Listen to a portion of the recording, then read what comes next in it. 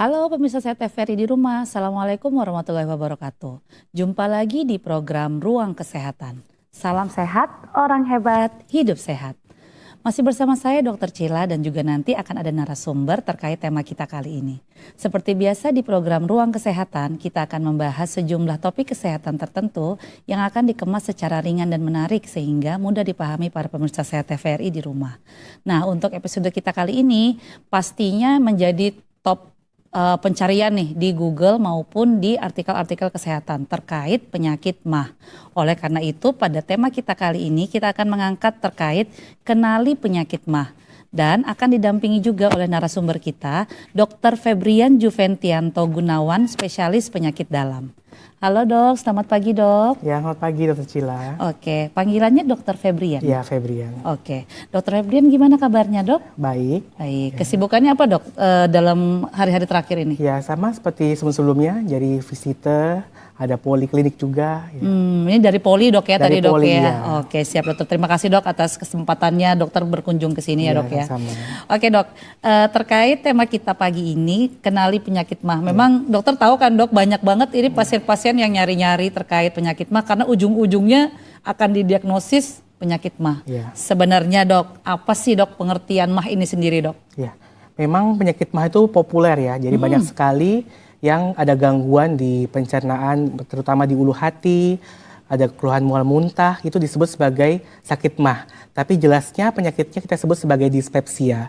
Jadi dispepsia itu adalah gangguan pencernaan, terutama rasa tidak nyaman pada bagian ulu hati yang berlangsung minimal 3 bulan. Jadi ada kriterianya, yaitu bisa perasaan rasa cepat kenyang, perasaan nyeri ulu hati, atau rasa kembung, atau mual, yang berlangsung minimal 3 kali dalam 1 minggu dan berlangsung selama 3 bulan. Jadi setelah 3 bulan baru kita bisa mendiagnosa ini pasien memang dispepsia atau sakit MAH. Jadi kalau sebelum 3 bulan kita harus evaluasi dulu. Mungkin ada penyebab-penyebab lainnya. Misalnya ada konsumsi makanan tertentu atau ada obat-obatan tertentu yang dikonsumsi atau ada faktor-faktor psikis yang mempengaruhi. Jadi evaluasi dulu. Jika berlangsung sampai 3 bulan, baru kita sebut sebagai sakit MAH. Oke, siap Dr. Febrian. Kemudian dok, MAH ini sendiri kalau bahasa latinnya lambung kan dok ya? Iya. Karena biasanya kan awam ini ngomongnya saya punya MAH nih, punya MAH. Ya memang punya lambung. Semua orang kan, punya dok, lambung, ya. ya benar. Tapi yang dia maksud mungkin penyakit MAH ini Sakit dok MAH, ya. iya. Oke, tadi Dr. Febrian mengatakan bahwa harus 3 bulan dok ya. Iya. Dikatakan berarti selama misalnya dia dalam seminggu ini konsultasi ke kami, ke tenaga kesehatan 2 kali atau hanya sekali, itu belum bisa didiagnosis sakit MAH? Sebenarnya belum bisa ya. Oke. Jadi kita harus evaluasi dulu. Karena misalnya kita habis makan pedas, ada gangguan pencernaan, ada rasa perih di ulu hati, ada mual-mual, itu kita nggak bisa langsung sebut sakit MAH.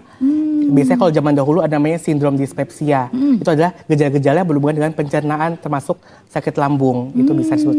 Tapi kalau sekarang kita harus tentukan dulu memang tidak ada penyebab lainnya.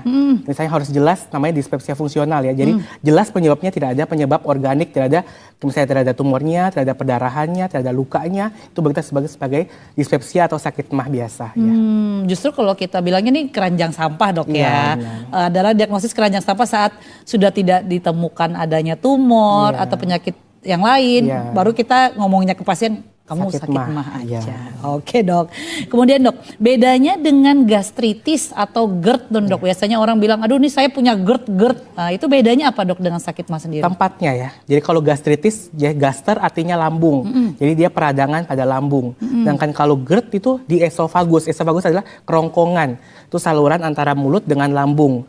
Itu kalau misalnya radang ya gejalanya nyeri tenggorokan atau rasa panas di dada, itu bisa kita sebut sebagai GERD, tapi diagnosanya memang harus dilakukan pemeriksaan lebih lanjut. Jadi nggak bisa langsung misalnya rasa panas, rasa banyak sendawa langsung kita sebut sebagai GERD, nggak bisa. Memang harus kita lakukan pemeriksaan lebih lanjut. Jadi bedanya memang lokasinya. Ya. Oke dok, ngomong-ngomong soal lokasi nih dok. Jadi memang kalau secara awam nih dok, proses pencernaan makanan itu gimana sih dok? Dari mulut ini kemana lagi sih dok? Ya, jadi kalau kita makan pasti lewat mulut ya. Di mulut itu ada pencernaan, jadi kita harus mengunyah. Untuk mengunyah itu gunanya untuk menghancurkan, melunakkan tekstur dari makanan itu. Setelah kita mengunyah akan dikeluarkan enzim, banyak enzim, ada amilase, ada ptialin untuk mencerna karbohidrat yang dari makanan tersebut. Setelah masuk, dia akan masuk ke tenggorokan, masuknya ke kerongkongan, bukan tenggorokan. Jadi ada dua saluran, tenggorokan tuh buat pernafasan, kerongkongan buat pencernaan. Di kerongkongan itu akan terjadi gerakan peristaltik atau gerakan melumat makanan untuk turun ke bawah. Jadi setelah kita makan, kita harus posisinya duduk atau berdiri. Jadi tidak boleh posisi tidur karena itu mempengaruhi gravitasi. Karena dia turun ke bawah, jadi harus setelah makan tidak boleh berbaring. Ya karena dia ada gerakan peristaltik, jadi dia akan turun makanannya ke bawah, masuk ke lambung melalui ada sphincter itu katup. Melalui katup itu akan masuk ke lambung. Di lambung itu ada proses lagi penghancuran makanan. Jadi makanan itu akan dilumatkan, dihancurkan, lalu diserap zat-zat yang berguna bagi tubuh kita. Lalu diberikan enzim-enzim juga, ada amilase, ada lipase, enzim dari pankreas, ada enzim dari empedu yang digunakan untuk menghancurkan makanan-makanan tersebut, mencerna lemaknya, mengambil proteinnya, lalu akan masuk ke usus 12 jari. Usus 12 jari ini namanya duodenum bahasa ilmiahnya, itu di sana akan diserap nutrisi-nutrisi yang berguna seperti elektrolit, seperti proteinnya, vitamin-vitamin akan diserap sampai ke usus halus dan usus besar. Pada saat di usus besar itu akan dilumatkan kotorannya, dipadatkan, diserap cairannya, nutrisinya, lalu akan masuk ke pembuangan yaitu dari rektum atau dari anus itu dikeluarkan sebagai kotoran. Gitu, Oke, siap Dokter Febrian. Berarti tadi dari mulut ke kerongkongan, kemudian ada tadi katupnya dok ya, kemudian ke lambung. Jadi lambung ini kayak kompornya kali dok ya, kompor yang ngolah-ngolah makanan di situ. Kompor atau blendernya gitu ya, yang ditampung di sana, diolah dulu ya. Nanti dicampur-campurnya di situ, kemudian nanti diserap yang mana yang butuh, yang mana yang enggak. Tidak butuh ya. Oh, ternyata akan diserap kembali oleh tubuh kembali, dok ya. Oke, siap dok. Kemudian dok, produksi asam lambung sendiri tempatnya di mana dok? Dia ngapain ya asam lambung ini normalnya dok? Ya, jadi asam lambung normalnya diproduksi di lambung, namanya sel parietal. Di lambung kita punya sel parietal yang produksi asam lambung. Gunanya buat apa? Ya untuk termasuk mencerna makanan, menghancurkan makanan tersebut, mencegah adanya bakteri-bakteri atau kotoran-kotoran yang dari makanan itu masuk ke dalam pencernaan kita. Karena pencernaan itu kan harusnya tidak ada kontaminasi dari bakteri-bakteri atau virus-virus. Nah, asam lambung ini pH-nya memang di lambung asam sekali. pH-nya itu sekitar 1,5 sampai 3. Di sana kalau misalnya ada zat-zat yang berbahaya, dia akan hancur karena asam lambung itu. Jadi gunanya buat pertahanan tubuh kita juga. Jadi dengan asam lambung itu kita mencegah penyakit-penyakit pencernaan. Ya. Oke, siap dok. Berarti asam lambung ini justru bagus ya harusnya ya? Ya, harusnya bagus. Harusnya bagus jika di tempat yang benar, Ya, jika di lambungnya. Ya. Jadi dia tadi yang membunuh bakteri ya, karena ngeri banget pH-nya 1 sampai 3 tuh asam banget asam dok sekali, ya. Mungkin kalau kayak kawah gunung berapi bisa langsung hancur. Mungkin kalau timah kayak besi-besi bisa hancur ya. Oke, siapa lagi bakteri-bakteri yang hidup dok ya. Iya. Cuman kalau misalnya dia sudah sampai naik ke esofagus tadi yang kerongkongan itu yang akan bikin GERD dok ya. Iya, GERD benar. Oke dok, normalnya dok asam lambung itu diproduksinya tiap ada makanan atau walaupun tidak ada makanan dia akan produksi terus dok? Ya. Jadi produksi asam lambung itu terus menerus, tapi dia akan beristirahat selama kita tidur. Ya, jadi produksi itu akan meningkat tergantung dari makanan yang kita konsumsi. Jika makanan itu akan masuk setelah makan, pasti dia akan produksi lebih banyak asam lambung untuk mencerna makanan. Tapi kalau perut kita lagi kosong, ya asam lambung produksinya ada tapi tidak setinggi pada saat setelah makan. Ya. Karena kan dok, orang awam nih taunya kenapa nih sakit mah, iya nih asam lambungnya naik, padahal nggak normal gitu. saja asam lambung naik ya, tapi yang menyebabkan gangguan itu yang bermasalah. Oke dok. Tadi jadi sebenarnya yang sel-sel yang di lambung yang produksi asam lambung ini tempatnya hanya di lambung kan dok? Di lambung saja. Nggak ada di kerongkongan tidak kan ada dok? Di kerongkongan, tidak ada di usus 12 jari juga tidak ada. Oke, berarti dok kalau misalnya tadi asam lambungnya yang dikatakan orang awam ini naik, ngerasa panas, itu karena apa dok? Iya, jadi asam lambung tuh bisa produksinya berlebihan, misalnya pada saat stres, saat konsumsi yang berlemak terlalu banyak, lalu pada saat posisi misalnya kita habis makan langsung tidur, itu asam lambung bisa berlebihan dalam lambung kita. Kalau berlebihan kan pasti dia akan naik ke atas. Nah, paling gampang dia akan naik ke kerongkongan itu, karena ada katupnya. Kalau misalnya katup kita nggak rapet, itu ada celah, dia akan naik ke atas. Kalau naik ke atas, dia menyebabkan rasa panas di dada, rasa bersendawa yang banyak atau sampai muntah. Ya, itu yang disebut sebagai GERD tadi ya. Jadi asam lambungnya naik. Tapi sebenarnya GERD itu harus dibedakan juga dengan pemeriksaan lebih lanjut karena ada juga yang naik asam lambungnya tapi tidak menyebabkan gangguan di kerongkongannya, namanya NERD, ya itu beda juga. Oke dok, nanti itu bahasan lebih lanjut dok ya untuk GERD sama NERD. Kita fokus ke sakit mah ini dulu dok ya. Oke dok, tadi setelah kita tahu nih produksi asam lambung, kemudian tadi selain stres, makanan-makanan yang berlemak, ada lagi nggak dok faktor pemicunya sehingga asam lambung ini makin naik dok? Ya. Sering juga pasien-pasien yang sering nyeri-nyeri. Jadi kalau pasien nyeri itu biasa mengkonsumsi obat nyeri. Kalau kita beli obat nyeri sendiri tanpa konsultasi ke dokter, itu biasanya ada beberapa obat nyeri yang fungsinya mengiritasi lambung. Ya seperti yaitu beberapa obat nyeri kayak obat asam urat, obat-obat nyeri sendi. Benar. Apalagi yang mengandung steroid itu iritasi lambung. Jadi bisa membuat produksi asam lebih tinggi dan buat luka. Ya gejalanya perih pasti. Lama-lama kalau berlangsung terus-menerus ya bisa terjadi perdarahan saluran cerna. Jadi bisa sampai muntahnya hitam atau beraknya hitam gitu. Oke dok. Ini yang ya dok banyak banget ya dok. Sudah beli obat, sudah dok beli di toko obat, di warung, obat nyeri asam urat, benar itu dok. Jadi kalau sudah konsumsi seperti ini, ngikis lambung, kena lagi asam lambung. Tambah luka, tambah perih, itu berbahaya. Kalau luka saja mungkin cuma rasa perih, tapi kalau makin dalam lukanya bisa terjadi perforasi atau jebolnya lambung. Ya itu malah gawat darurat ya, lebih bahaya. Padahal mungkin dia mikirnya karena nyeri nih, jadi saya kasih obat nyeri, padahal itu salah ya. Karena obat nyerinya lambung itu karena asam lambung yang meningkat mengikis lambungnya. Jadi yang diberikan sebenarnya ada obat lambung, bukan obat nyeri. Oke, siap dok. Wah, ini pencerahannya luar biasa nih Dokter Febrian. Jadi pada pemirsa CTV di rumah, jangan pernah membeli obat anti nyeri sendiri tanpa konsultasi ke dokter dok ya. Karena ujung-ujungnya pasti akan bolak-balik sakit mah. Berulang terus, makin bisa tambah parah. Ya. Oke, baik, siap dok. Kemudian dok, selain gejala tadi yang nyeri ulu hati, kemudian ada rasa panas di tenggorokan, ada lagi nggak dok yang kita bisa tahu? Selain tadi juga waktunya dok ya, 3 bulan, 3 kali dalam seminggu minimal ya dok 3 kali dalam seminggu ya. Iya, itu ada lagi nggak dok gejala lain, misalnya sembelit kah atau apa yang menandakan ke sakit mah ini dok? Ya. Jadi kita punya namanya alarm simptom. Alarm simptom itu yaitu mual muntah yang berkepanjangan. Yang kedua rasa nyeri atau tidak nyaman pada tenggorokan. Lalu ada perdarahan saluran cerna, yaitu bisa muntah darah segar atau muntah darah hitam. Ada buang air besar yang juga berdarah atau hitam. Kemudian ada penurunan berat badan yang tidak jelas penyebabnya. Atau adanya kurang darah atau anemia yang penyebabnya kita tidak ketahui. Itu kita bisa lakukan pemeriksaan lebih lanjut untuk mengetahui apakah kelainannya itu memang di lambungnya atau di saluran cerna bagian atas lainnya seperti tenggorokannya atau di ususnya. Itu kita harus lakukan pemeriksaan lebih lanjut. Ya. Jadi tanda-tandanya alarm simptomnya itu. Alarm simptom dok ya. Benar. Jadi sebenarnya mah ini bukan hanya terbatas pada nyeri ulu hati dok ya. Benar. Ternyata karena tadi mungkin berkelanjutan sistem pencernaan ini akan saling mempengaruhi dok ya. Oke, siap dok. Selain itu dok, faktor resikonya nih dok. Orang-orang penderita mah ini apa aja sih selain stres tadi? Mungkin yang gampang stres kali dok ya. Oke, selain itu ada apa lagi nggak? Jadi yang utama sebenarnya memang makanan ya, pola makan. Biasanya pola makan tuh harus teratur, makan 3 kali sehari, jarak makannya harus disesuaikan. Karena jarak makannya terlalu jauh itu meningkatkan asam lambung. Ya.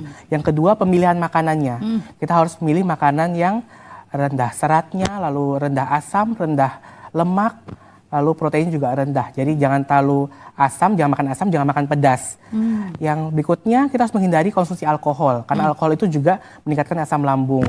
Kemudian pasien merokok juga meningkatkan asam lambung, juga mengurangi pergerakan katup di kerongkongan kita. Jadi katup itu bisa melemah karena memang asap rokoknya. Yang berikutnya kita mencegah makan beristirahat setelah makan. Jadi setelah makan tuh minimal 2 jam baru kita boleh istirahat. Karena kalau misalnya habis langsung berbaring, asam lambung akan naik. Itu yang buat luka juga. Kemudian pemilihan obat-obatan juga. Kalau misalnya memang kita ada nyeri, misalnya nyeri karena asam urat atau nyeri sendi, ya berobat ke dokter, dipilihkan obat nyeri yang memang tidak mengiritasi lambung. Ya. Yang kemudian memang stres. Stres itu yang paling susah dikelola. Jadi paling banyak memang pasien datang karena stres. Memang penyakit ini kan berulang terus. Itu juga akan buat pasien stres. Jadi saya kurang istirahat, lagi stres pasti asam lambung akan naik. Itu yang susah dikelola. Ya, jadi harus turunkan stres, banyak istirahat, mungkin banyak healingnya ya. Liburan itu yang mengurangi produksi asam lambung juga. Ya, itu. Tapi kalau kebanyakan healing, dompetnya menipis, makin stres juga. Oh ya, itu juga buat stres ya. Jadi dihindari dok. Ya. Oke dok. Ini pembahasannya makin menarik dok, tapi saya izin iklan sebentar dulu lagi dok. Oke pemirsa Sehat TVRI di rumah, kita jeda iklan sebentar dulu. Jangan kemana-mana, tetap di program Ruang Kesehatan. Salam sehat, orang hebat, hidup sehat.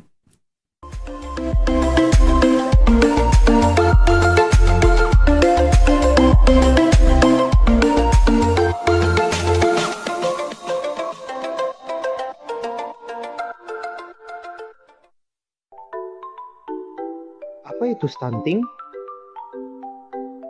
Stunting adalah kondisi pertumbuhan yang terhambat pada anak-anak akibat kekurangan gizi kronis, biasanya dimulai sejak masa kehamilan hingga usia 2 tahun. Gejala stunting ditandai dengan pertumbuhan fisik yang terhambat pada anak, terlihat dari tinggi badan pendek, berat badan kurang, keterlambatan perkembangan motorik dan kognitif, serta daya tahan tubuh yang lemah.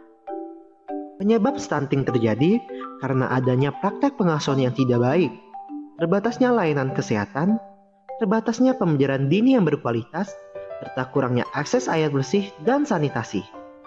Cegah stunting sejak dini dengan memastikan anak makan buah dan sayur yang sehat, mencukupi asupan gizi sejak pembuahan sel telur hingga anak berusia 2 tahun, memberikan ASI eksklusif hingga bayi berumur 6 bulan, dan mengusahakan anak mendapatkan imunisasi yang lengkap.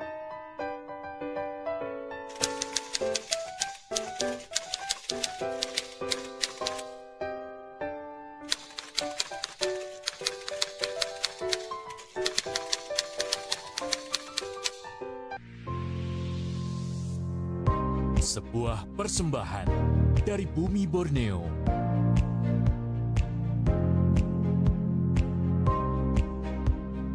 Menampilkan keelokan warisan sejarah.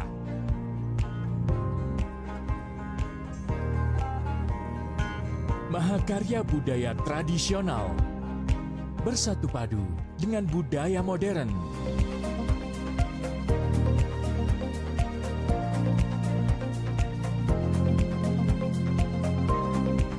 Petualangan tak ternilai dalam asrinya hutan tropis Kalimantan.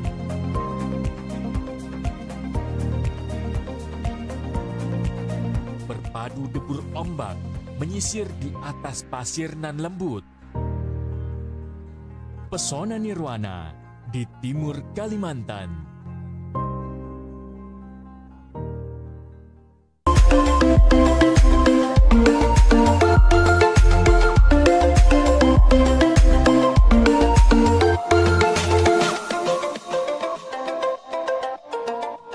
Pemirsa Sehat TVRI di rumah, kembali lagi di program Ruang Kesehatan. Salam sehat, orang hebat, hidup sehat.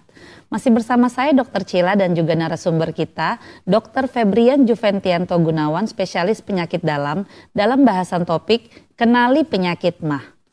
Oke, Dr. Febrian, tadi kita udah bahas terkait gejalanya, faktor resikonya. Sebenarnya ada yang menarik nih, Dok. Ada pasien yang konsul ke praktek saya tuh ngomong, dok, orang tua saya ini sakit MAH, apakah saya juga beresiko terkena sakit MAH? Ya, kalau untuk resiko dari keturunan itu sebenarnya tidak ada ya, kecuali memang resiko punya penyakit malignansi atau keganasan tuh bisa resiko. Tapi kalau untuk sakit MAH sendiri memang utamanya dari pola makan, dari stres, dari konsumsi makan obat-obatan tuh yang pengaruh lebih banyak itu dari faktor itu, bukan dari faktor keturunan ya. Karena juga kalau pola makan kan nggak diturunkan ya dok ya. Mau mamanya suka gorengan, kalau anaknya nggak suka gorengan kan dari pola hidup dok ya. Oke siap dok. Kemudian dok, dari tadi gejala, faktor resiko, kira-kira pemeriksaan apa nih dok yang misalnya pasien datang terus nih ke praktek dokter umum, dok MAH. Kemudian kita kan ada rujukan kalau MAH kronis kita indikasi rujuk dok. Itu nanti kalau kami merujuk, pemeriksaan apa yang bisa dokter lakukan untuk menegakkan diagnosis dok? Ya, sebenarnya untuk memastikan orang tuh penyakit MAH atau dispepsia ini paling gampang pemeriksaan fisik ya. Jadi pemeriksaan fisik itu khasnya adalah nyeri tekan pada daerah ulu hati. Itu kita bisa pastikan memang penyakitnya di gangguan di ulu hati. Tapi ulu hati kan memang ada beberapa organ ya. Betul, dok. Selain lambung ada juga pankreas, ada juga bisa juga usus 12 jari di sana. Jadi kita harus memastikan memang kalau nyeri ini memang khas di ulu hati dan gejala-gejalanya memang menunjang, kita bisa mendiagnosa dia sebagai dispepsia kalau memang sudah lebih dari 3 bulan tadi. Tapi kalau untuk pemeriksaan lebih lanjut yang memerlukan bantuan radiologi, itu pemeriksaan yang paling gampang tuh dengan USG abdomen. USG abdomen itu USG di perut ya. Jadi untuk melihat organ-organ dalam perut kita. Sebenarnya untuk organ berongga seperti lambung, usus itu tidak akan terlihat lebih jelas dari USG perut tadi tersebut. Karena memang organnya berongga. Yang organ-organ padat itu lebih jelas seperti melihat hati, melihat empedu, melihat pankreas itu lebih jelas terlihat. Untuk menyingkirkan penyebab-penyebab lain seperti adanya gangguan di pankreasnya, di ususnya, atau di adanya tumor di lambung itu bisa kita lihat dengan pemeriksaan USG perut tadi.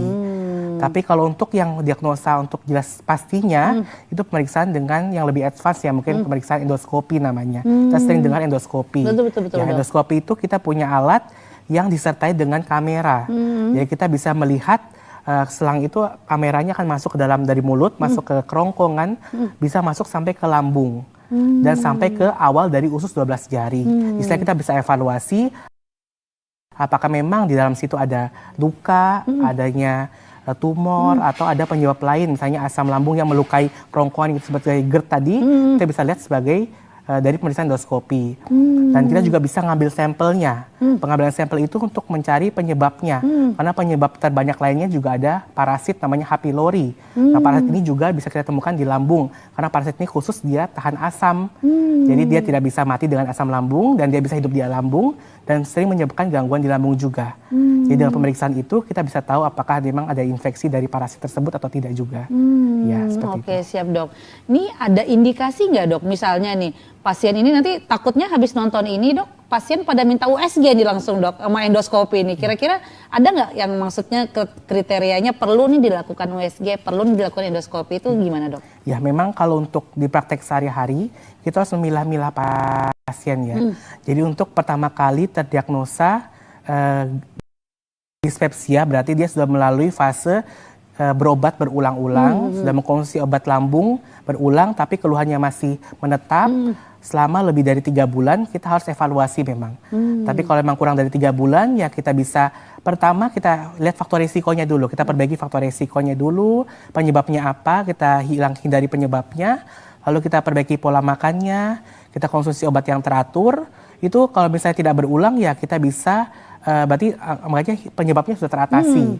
Tapi kalau memang penyebabnya sudah teratasi tapi masih berlangsung, ya kita memang perlu evaluasi lebih lanjut ya dengan pemeriksaan-pemeriksaan tadi, bisa dengan USG atau endoskopi tergantung dari indikasinya. Ya. Oke, siap dok. Menarik tadi Cila garis bawahi ada kuman yang tahan asam lambung, Ya, H. pylori itu dok. Ya. Itu masuknya lewat mana dok? Memang dia menetap di tubuh kita. Jadi memang ada beberapa namanya flora normal itu adalah organisme-organisme yang memang menetap pada tubuh kita. Ya, normalnya di usus itu juga ada bakteri, namanya E. coli. Nah, di lambung juga ada parasit. Nah, parasit itu kalau beberapa orang memang punya parasit namanya H. pylori.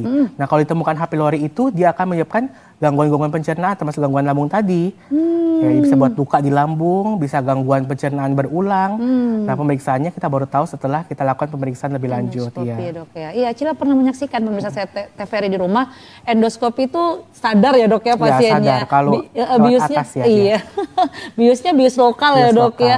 Kemudian agak gelinya itu karena mungkin karena nelennya sesuatu selang gitu ditelan gitu dok ya, nggak nyaman. Cuman memang waktu mendampingi itu ngelihat bener-bener oh ini kerongkongannya, ini lambungnya. Kelebihannya bisa dilihat langsung di TV bener, jadi kita bisa lihat dalam organ kita, di mulut kita ada apa, di tenggorokan, kerongkongan, di lambung ada apa.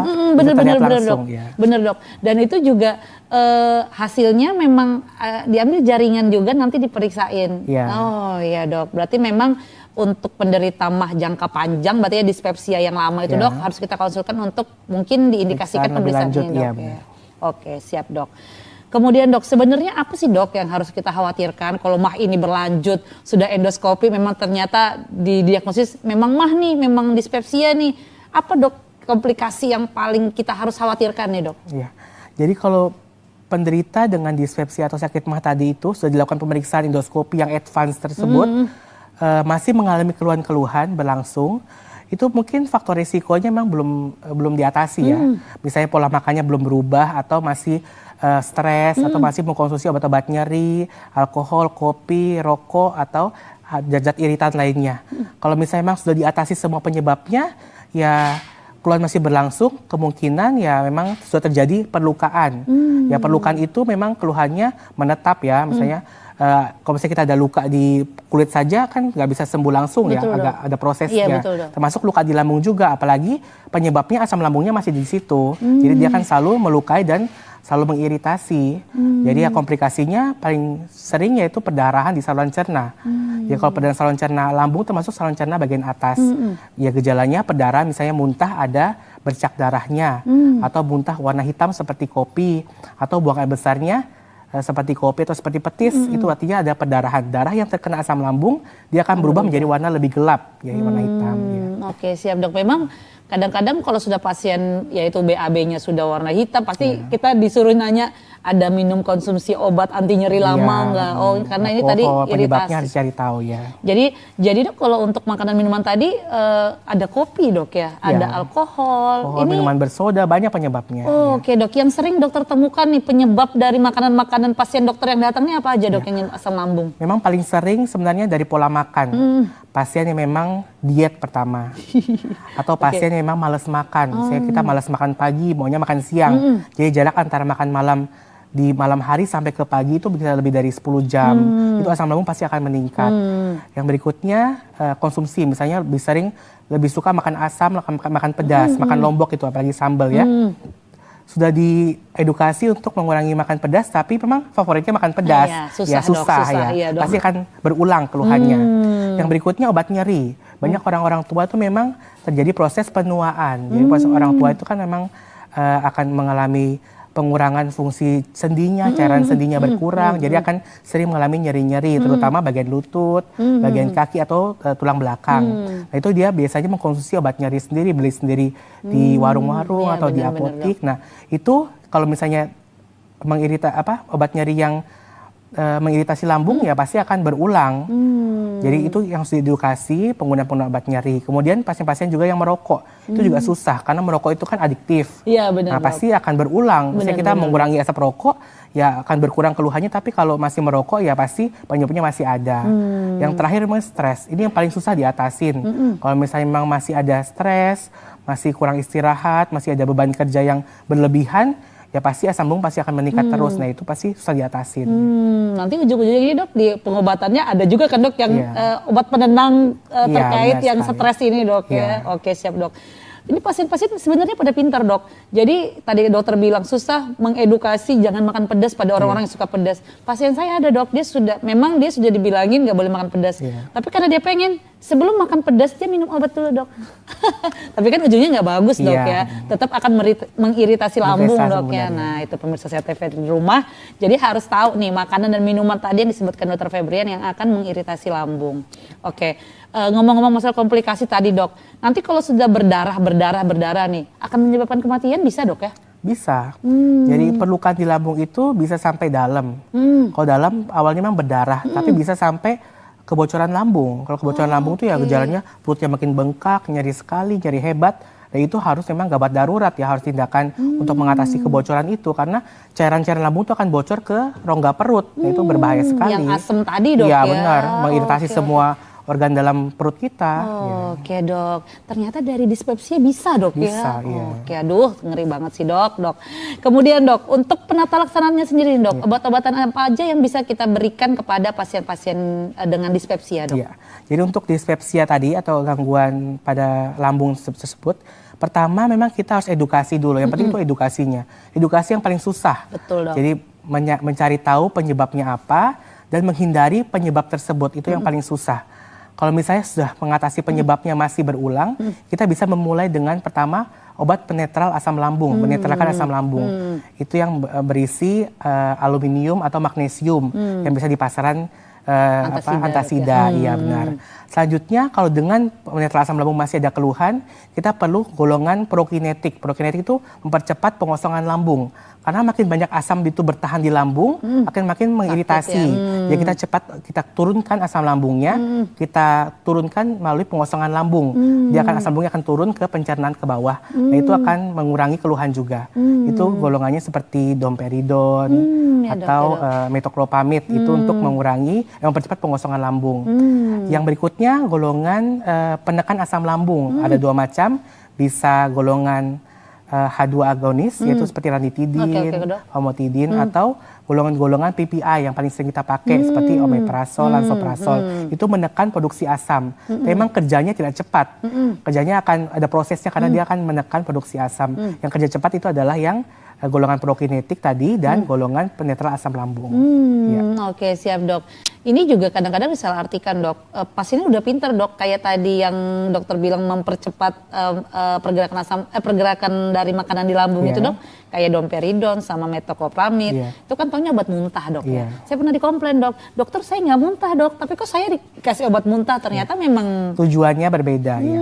Jadi tujuan obat itu adalah mempercepat pengosongan lambung. Jadi bukan buat mual muntah saja. Kalau kondisi mual muntah kan memang lambung kita penuh akan makanan dan akan keluar lewat mulut kan. Nah itu dia akan menurunkan makanan tersebut jadi supaya tidak muntah. Supaya nggak ke atas ya, dok memang ada efek buat muntah, tapi juga efeknya buat mempercepat pengosongan lambung sebenarnya. Oke dok.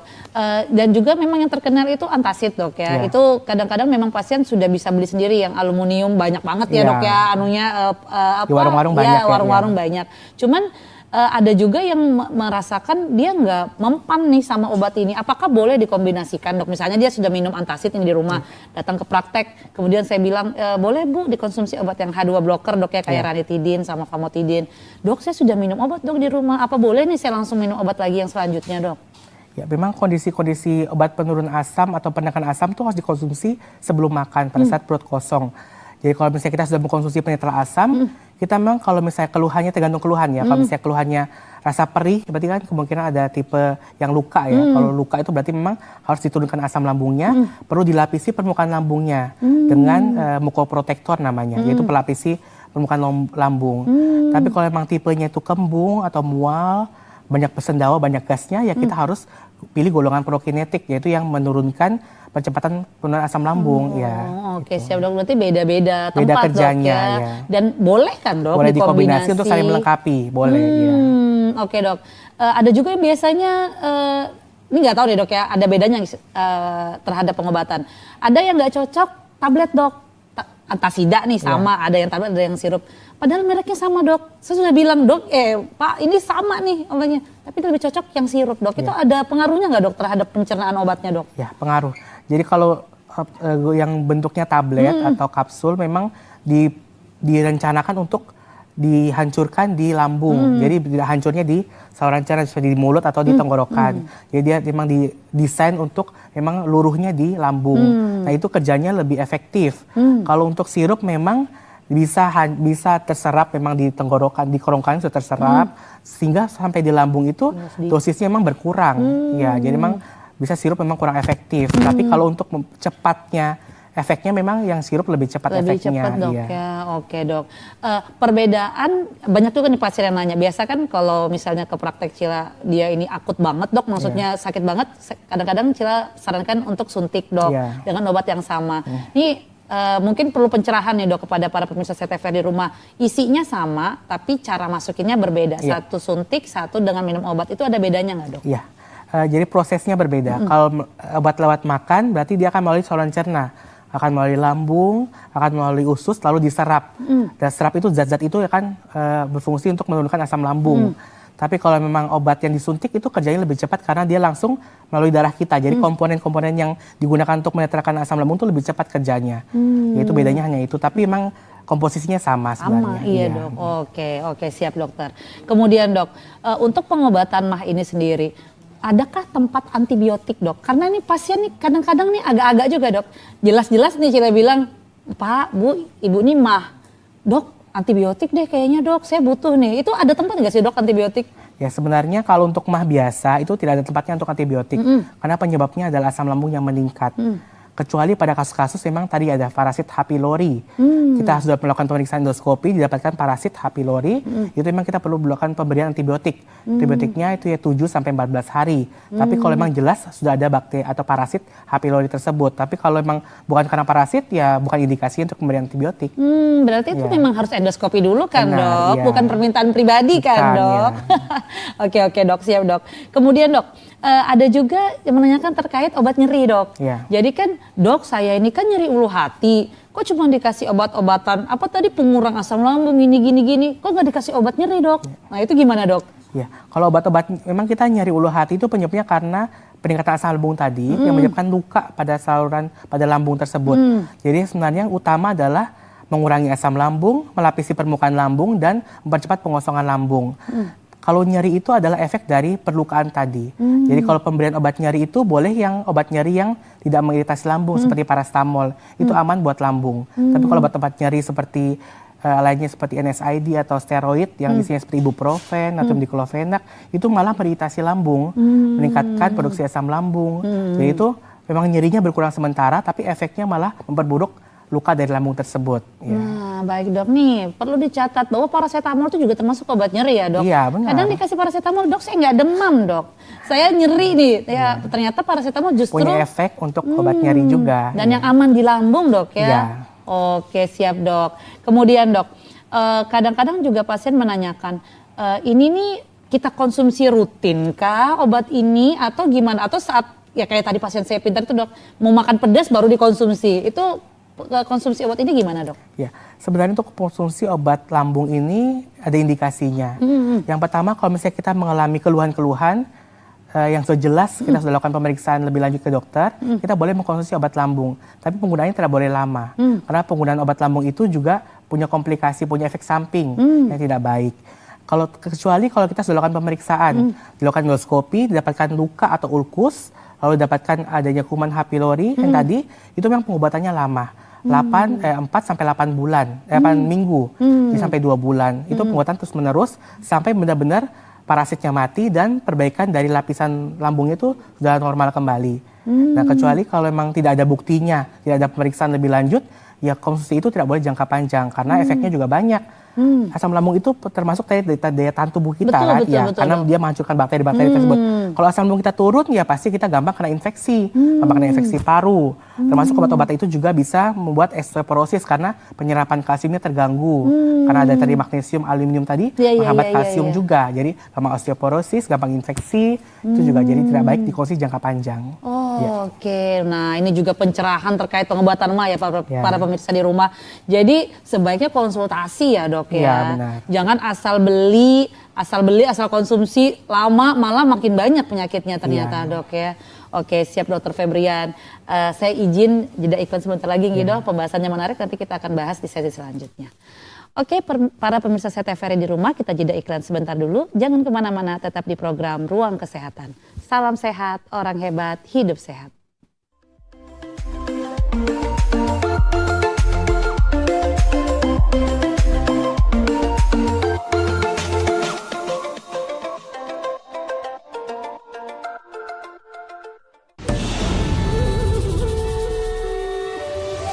Ribuan suku dan bahasa, warna-warni budaya. Ajarkan kita bijaksana, menjaga Indonesia kaya. Ayo pernah kita bersyukur, rakyat terus bersatu padu, pemerintah yang adil dan jujur, pimpin negaraku maju. Ayo mama, jangan marah beta. Dia cuma pegang beta. Ayo mama, jangan marah beta. Lah orang muda punya biasa. Sik bantu manikam di marjoget sormari kotak tidak menari sibang bangkar jua. Sibang bangkar jua.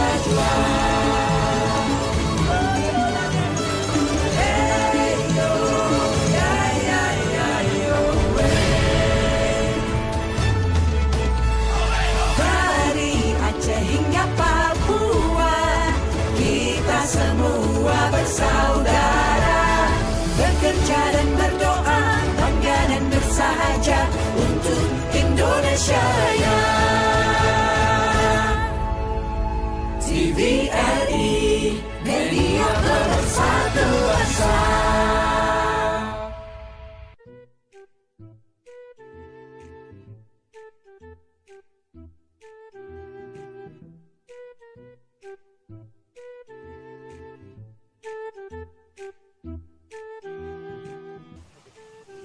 Kok dibakar sih?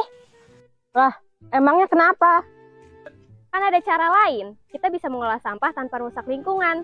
Yuk, aku punya beberapa tips untuk kamu. Pertama, memisahkan sampah sesuai jenisnya. Cara pertama yang dapat kamu lakukan untuk pengolahan sampah dapat dimulai dengan memisahkan sampah menjadi 2 bagian, yakni organik dan anorganik. Kedua, melakukan zero waste. Konsep zero waste yang mulai sering disuarakan agar manusia mulai peduli dengan alam dapat diwujudkan dengan menggunakan barang-barang yang tidak habis dipakai. Salah satunya seperti mengganti plastik dengan tas belanja kain. Ketiga, membuat pupuk dari sampah organik. Daripada membiarkan sampah organik berbau busuk karena bakteri pengurai, ada baiknya kamu melakukan daur ulang dengan menjadikannya sebagai pupuk kompos pada tanaman. 4. Melakukan daur ulang pada sampah anorganik. Sama seperti konsep 3R, kamu dapat membantu pengolahan sampah dengan memilih barang-barang yang masih dapat digunakan kembali. Nah, sekarang udah ngerti kan? Sayangi bumi, langkah kecil, dampak besar.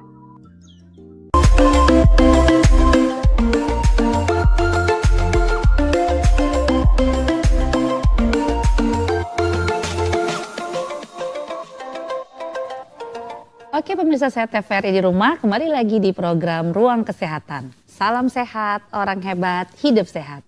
Masih bersama saya Dr. Cila dan juga narasumber kita Dr. Febrian Juventianto Gunawan, spesialis penyakit dalam bahasan topik Kenali Penyakit MAH. Oke, Dr. Febrian, di sesi ketiga ini Cila akan meminta klarifikasi dari Dr. Febrian terkait pernyataan-pernyataan yang sudah Cila kumpulkan nih dok dari netizen terkait penyakit MAH dok. Oke, di situ Cila sudah siapkan propertinya antara mitos dan fakta dok ya. Oke dok, kita akan bahas dalam sesi mitos atau fakta. Ya.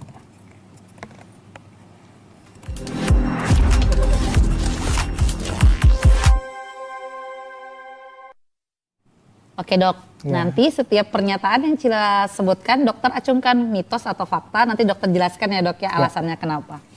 Pernyataan pertama dok, konsumsi makanan pedas dapat menyebabkan sakit MAH, mitos atau fakta dok? Fakta ya. Oke. Ya.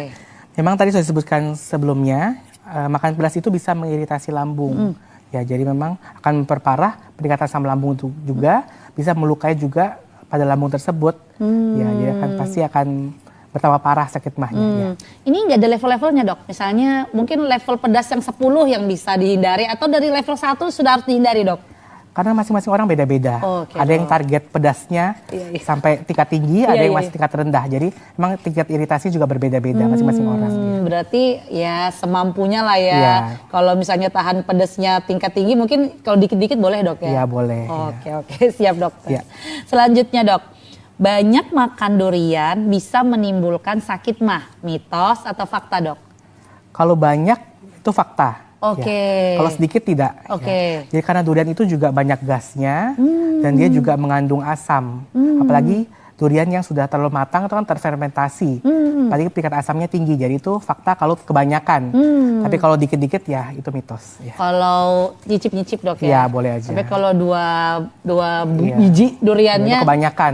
Oke, enggak boleh dok ya. Berarti memang bisa nyebabin MAH saat sudah makan tuh langsung bisa, dok ya? Iya. Oke, siap dokter. Tuh kalau mau makan durian jangan banyak-banyak ya, sedikit bagi-bagi kayak bagi-bagi ya.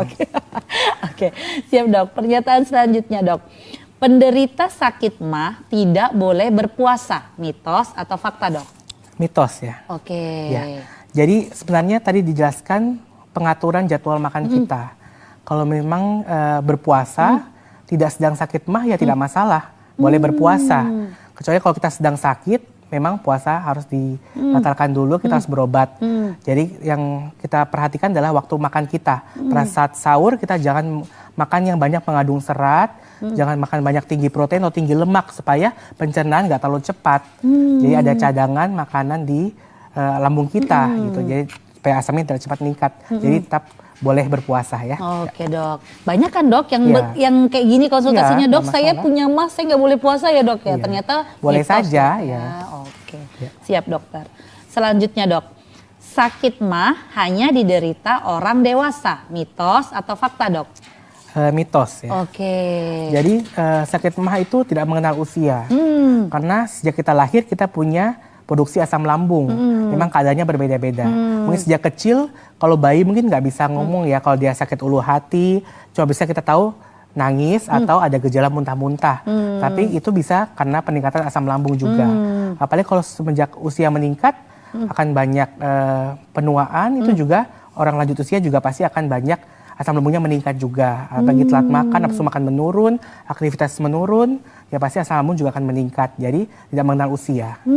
Berarti dari kecil sampai lansia bisa dok ya? Termuda yang dokter dapatkan di praktek umur berapa dok? Mungkin karena kebetulan kami penyakit dalam, jadi yang ditangani adalah 17 tahun ke atas. Tapi dari pasien-pasien anak juga banyak yang mulai keluhan pada pencernaan, masuk pencernaan gangguan lambung. Karena banyak kan dok yang nanya, masa sih anak-anak sih bisa sakit mah? Ternyata bisa dok bisa ya? aja, Oke, siap dokter. Selanjutnya dok, sakit mah bisa menyebabkan kematian, mitos atau fakta dok? Fakta. Oke. Jadi untuk sakit mah yang berlanjut tadi yang agak berat ya, kalau misalnya cuman asam lambungnya meningkat, tidak buat luka, mungkin tidak ada komplikasinya. Tapi kalau sampai luka sampai membuat kebocoran dari lambung, itu bisa menyebabkan kematian. Jadi itu fakta. Ya. Karena memang beberapa kali dok, kerabat Sheila itu kalau ada yang meninggal atau apa, agak bertanya-tanya gitu, karena apa sakit mah? Ya mungkin jadi parno kan dok, orang sakit mah bisa menyebabkan kematian, padahal ternyata udah komplikasi. Yang berkelanjutan ya, bukan sakit mah yang biasa, jadi yang berkelanjutan. Mungkin sampai yang bocor lambungnya tadi itu dok sampai pendarahan lambung, sampai kebocoran lambung itu bisa. Ya. Oke, berarti ini fakta ya pemirsa Sehat TVRI ya. Oke, selanjutnya dok, stres dapat memicu sakit mah, mitos atau fakta dok? Fakta. Oke. Jadi sudah dijelaskan tadi, kalau stres itu meningkatkan asam lambung kita. Jadi produksinya akan meningkat. Jadi kalau stres tidak teratasi, ya pasti asam lambung terus meningkat, dia melukai perlukan lambung. Jadi yang memang susah diatasi memang stresnya. Oke dok. Tadi sempat Cila juga bertanya, ada jenis obat yang kayak penenang dok ya? Iya benar. Karena pasien ada konsul, dok saya cocoknya sama yang merek ini nih, tapi harus butuh resep dokter. Nah ini berarti yang penenang tadi itu dok ya? Memang beberapa sakit mah yang penyebabnya kita jelas psikologis, itu memang kita kasih tambahan obat penenang. Tapi indikasinya jelas ya, misalnya tidak ada penyebab lain. Jadi kalau memang gangguannya psikis karena kecemasan atau karena depresinya, ya kita bisa tambahkan obat penenang. Tapi dengan konsultasi dokter terlebih dahulu. Iya, karena kan banyak juga dok ya komplikasi obat penenang ini dok ya. Ujung-ujungnya tidur seharian, takut juga dok ya. Oke, siap dok. Selanjutnya dok, meminum susu bisa sebabkan sakit mah, mitos atau fakta dok? Mitos ya. Susu dok ya, mitos. Jadi kalau kita sedang tidak ada keluhan, minum susu ya tidak masalah. Karena akan masuk ke pencernaan, memang dia banyak proteinnya. Tapi kalau kita sedang sakit mah, kita minum susu, ya pasti akan memberat sakit mah. Jadi bisa mitos, bisa fakta sebenarnya. Kenapa dok susu bisa memperberat gejala mah dok? Karena susu itu kan mengandung protein dan lemak di dalamnya. Jadi perlu pencernaan, perlu enzim-enzim yang ekstra. Jadi pasti dia akan diproses di lambung lebih lama pencernaannya. Jadi akan meningkat asam lambung di situ. Oke, dok. Jadi kalau tidak sakit mah ya boleh aja minum susu. Tapi kalau lagi sakit mah, minum susu pasti akan memperberat sakit mahnya. Oke, siap dokter. Nah ini juga menarik karena takut jadinya dok kalau tadi hanya bilang susu bisa menyebabkan sakit mah, nggak benar dok nggak ya. Benar, Tapi jika sudah ada gejala, sebaiknya jangan minum susu ya. Semua jenis susu dok? Iya sama, apalagi yang tinggi laktosanya. Oke, siap dok. Tinggi laktosanya maksudnya? Susu sapi, susu kambing. Kalau susu yang rendah laktosa itu kayak susu kedelai itu boleh ya. Oke, siap dok. Justru itu memperberat gejala mahnya dok ya. Oke, siap dokter. Selanjutnya dok, konsumsi jeruk nipis bisa sebabkan sakit mah, mitos atau fakta dok? Fakta ya. Oke dok. Ya karena jeruk nipis itu kan mengandung asam sitrat, asam askorbat, itu asam-asam yang meningkatkan tambah asam lagi, tadi pH-nya sudah 1,5, tambah asam lagi akan semakin iritasi ke lambung. Jadi kalau konsumsi yang berlebihan, semua yang berlebihan pasti akan mengiritasi lambung. Ya. Oke dok, terutama yang asam-asam tadi dok benar, ya. Oke, siap dok. Karena jujur Cila sendiri juga suka dok makan-makan kuah itu agak kecut gitu lebih enak kayaknya dok. Asal tidak berlebihan kan nggak masalah. Oh iya, oke dok. Kalau gitu sekali seminggu dok ya. Oke, siap dok. Selanjutnya dok, konsumsi jahe bisa membantu meredakan sakit mah, mitos atau fakta dok? Fakta ya. Oh, jahe bisa meredakan dok jadi jahe itu dia punya kandungan flavonoid. Flavonoid itu merelaksasi, termasuk pencernaan kita. Jadi gerakannya akan menurun. Jadi kalau misalnya kita kembung, mual-mual, dia dia akan bisa mengurangi gerakan peristaltik itu. Jadi melemaskan otot-otot lambung. Jadi dia bisa mengurangi keluhan-keluhan seperti kembung, mual-mual, itu bisa dengan jahe. Oke, siap dok. Ya. Ini adalah resep mama-mama nih dok, Ya, nenek-nenek dok ya. lebih aman ya. Iya, deket-deket, dikit-dikit kalau misalnya sakit minum jahe. Ya, boleh. Kebetulan saya nggak suka jahe sih dok. Asal tidak berlebihan juga. Oh, kalau karena berlebihan? sesuatu yang berlebihan pasti akan mengiritasi juga. Oh, oke, siap dokter. Berarti jahe dalam kadar yang Ya. normal, tidak berlebihan, itu bisa meredakan gejala-gejala mah dok. Ya, benar. Oke, siap dok. Selanjutnya dok, konsumsi obat anti nyeri bisa meredakan gejala sakit mah, mitos atau fakta dok? Mitos ya. Jadi tadi sudah disampaikan kalau obat nyeri itu bisa mengiritasi lambung, termasuk yang golongan NSAID dan golongan kortikosteroid. Tapi kalau obat nyerinya parastamol itu aman saja buat lambung. Ya. Oke, siap. Berarti memang harus konsultasi dok ya, Ya, bahwa benar. tidak semua nyeri itu harus diobatin dengan obat anti nyeri. nyeri. Iya, benar. Bisa saja juga karena tadi ya mahnya meningkat gitu dok asam ya. lambungnya, benar. Oke, siap dok. Untuk pernyataan mitos fakta Cila sudah habis dok. Cuman Cila mau nanya-nanya dikit dok. Kendalanya dok dengan pasien-pasien yang sering berobat dengan dispepsi ke praktek dokter tuh apa dok kendalanya dok? Kendala yang pertama memang edukasi ya. Jadi kita harus mengetahui faktor risiko pasien itu kena gangguan lambung itu kenapa. Penyebabnya harus dicari tahu dulu. Itu agak susah. Karena kita harus menggali keluhan-keluhan pasien, apa yang dikonsumsi, apa yang penyebab ada faktor stres atau tidak, yang rokok, alkohol, atau kopi, atau obat-obatan, itu harus kita gali dulu. Itu yang kita butuh waktu yang lebih lama.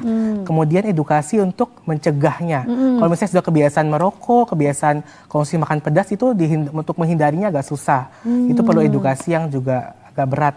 Ya. Kalau untuk pengobatan, ya memang pengobatan itu hanya mengurangi keluhan sementara. Tapi kalau misalnya faktor risikonya masih ada, pasti akan bisa berulang kembali. Itu yang agak susah. Apalagi kalau ngeyel dok ya pasiennya Ya, dok benar. ya. Sudah tahu sakitnya masih aja dikonsumsi terus makanannya. Oke, siap dokter. Terima kasih banyak dokter Febrian. Ini berhubung kita terbatas waktu dok. Ini sudah 60 menit tidak terasa kita membersamai pemirsa sehat TVRI di rumah. Saya ingin memberikan kesempatan kepada dokter Febrian untuk menjelaskan closing statement dok terkait tema kita kali ini, kenali penyakit mah. Mungkin ditaruh dulu dok. Jadi untuk pemirsa TVRI sekalian, untuk pasien-pasien yang mengalami keluhan seperti gangguan di ulu hati, rasa mual muntah, nyeri ulu hati, kembung, rasa cepat kenyang, itu kita harus lakukan pemeriksaan lebih dahulu, mencari penyebab faktor resikonya, seperti dari faktor makanan, faktor stres, atau konsumsi obat-obatan tertentu. Kemudian jika itu masih berlangsung, kita bisa mengkonsumsi obat-obatan yang ringan dulu. Jadi kita bisa mengkonsumsi obat penurun penetral asam lambung. Kemudian kalau masih berlangsung, kita bisa berkonsultasikan ke dokter untuk lakukan pemeriksaan lebih lanjut jika keluhannya berlangsung lebih dari 3 bulan. Untuk mengetahui apakah penyebabnya itu memang fungsional atau normal saja, atau ada faktor-faktor organik atau kelainan di anatomi dari pencernaan tersebut. Demikian. Oke, terima kasih dokter Febrian atas waktunya datang ke TVRI, sudah disempatkan. Mungkin dok, kalau pemirsa sehat TVRI di rumah ingin berkonsultasi lebih lanjut ke dokter Febrian, prakteknya di mana dok? Ya, untuk praktek saya sendiri, untuk pagi ada di Rumah Sakit Samarinda Medika Citra, untuk poliklinik siang ada di poliklinik di Rumah Sakit Dirgahayu, dan untuk sore harinya ada di poliklinik Rumah Sakit Haji Darjat. Wah, padat jadwalnya dok ya. Oke, terima kasih dokter Febrian. Oke, pemirsa sehat TVRI di rumah, pesan sehat dokter Cila kali ini ialah cara menjaga kesehatan lambung tidaklah sulit, tapi memang dibutuhkan niat, kedisiplinan, dan tekad untuk menerapkan perilaku hidup bersih dan sehat, terutama dalam pemilihan makanan yang tepat yang tidak mengiritasi lambung. Oke, terima kasih atas perhatiannya.